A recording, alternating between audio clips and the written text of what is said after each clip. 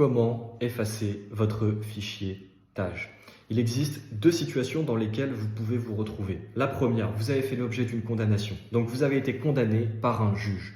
Dans cette situation-là, il faudra veiller à ce que la peine soit devenue définitive et qu'elle soit entièrement exécutée.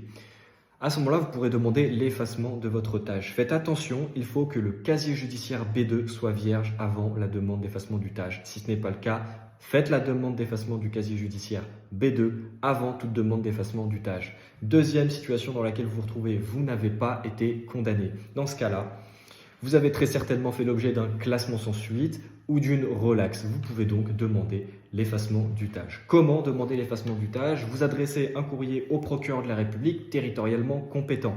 Si, par exemple, vous avez été arrêté à Paris, que vous avez été placé en garde à vue à Paris, à ce moment-là, vous devrez adresser votre courrier d'effacement de TAJ au procureur de la République près le tribunal judiciaire de Paris.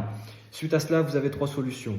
La demande de TAJ est acceptée, vous arrivez donc en fin de procédure. Deuxième solution, la demande d'effacement du TAJ est refusée, il va falloir faire un recours, un appel devant le président de la chambre de l'instruction. Troisième solution, elle est plus exceptionnelle, le procureur de la République peut refuser l'effacement du TAJ, mais ordonner l'ajout d'une mention interdisant l'accès au TAJ pour l'administration. Autrement dit, la préfecture, lors de votre demande de titre de séjour, n'aura pas accès à la demande de TAJ. Je vous remercie.